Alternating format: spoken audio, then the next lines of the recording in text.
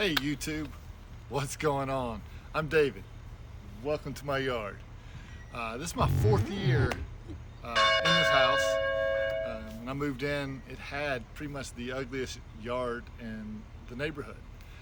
The previous house I lived in for about 7 years had a well-established Zoysia lawn when I moved in, and it was magnificent. I knew nothing about taking care of it, not even how to mow it, what chemicals to put down or anything. So for 7 years, basically I watered it, cut it, and tried not to destroy it. When I left, it still looked great, which is a testament to Zoysia. But yeah, it was work, and I learned a lot. But when I moved here, I have a funny story. Right after we moved in, we hired one of the chemical treatment companies to come out. Guy knocks on the door and says, "You got a mix of grasses here. What do you want to keep?" And I said, "What do you mean?" And he goes, "We got some Bermuda and some fescue and some creeping red fescue and a bunch of weeds, and I can treat for one and not the other." So I said, "Well, it's mostly shaded, so let's keep the fescue." He sprayed, ended up with more dirt than grass. So lesson learned. Next thing you know, along comes COVID. Everything's shut down, sports, nothing to do. So I've kind of run out of excuses on anything. So I decided it was time to take from an ugly yard to a Zoysia yard. But first things first, the flower beds just had to go.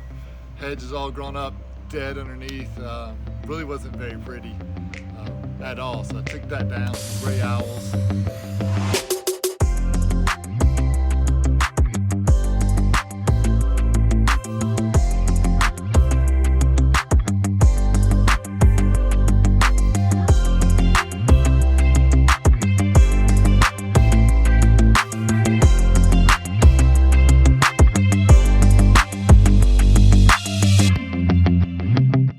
Next up was basically where I'm sitting now, was a flower bed that ran from the road all the way up to the front walk here, and had a few holly bushes in it, things of that nature that we just had to get rid of. So I took that out, and joking with a neighbor while I was working on that, he's walking by and he said, I told him I was going to cut down one of the trees in my front yard. It just had to go, and I was going to go to a friend's to borrow a chainsaw. Funny thing is, he says, "I have a chainsaw and I'm really bored and don't want to do that walking around this neighborhood." I said, "Let's get it." So he brought his chainsaw over, and the tree was probably about right there-ish, and took that down. And so then, about, yard's at that point pretty much primed and ready for the rebuild. So first thing I did is looked into different ways to do Zoysia and to really come in and kill off the lawn, rent tools, a sod cutter to cut down the lawn, to lower it so you can put in a nice sod bed and bring in the sod and everything of that nature. And then you're talking about spreading sand. We're looking at about $2,500 to $3,000 to do that, and that's way outside my budget. No way I was going to do that. I looked on, like everybody else, searched YouTube for different ways to do it. I saw where guys would order plugs from a plug farm and put those down, and a little bit later order some more and put those down, things of that nature. And that was just a little bit longer process than I wanted to do. So I came up with the idea that I'm just going to buy a pallet of sod. I'm going to put it down in the big flower bed I took out and where I took the tree out, and let that root in, and then take out plugs and plug the yard. I didn't really see any videos of anybody plugging a whole yard, so I knew it wouldn't be an easy task if nobody else is doing it. But that's what I settled on I was going to do. And I ordered a pallet of Royal Zoysia from a local sod farm, and for $250 plus a delivery fee. I think it's somewhere around $50, $55, and put that down in my bare spots, primarily with the flower bed here and where the tree was, and then along the front walk. I don't know if you can see it just off camera, right back here. And also, a couple of years ago, I'd taken out a river birch tree that was right off the corner of the house. So I had nice little areas to put down the sod and let it root in.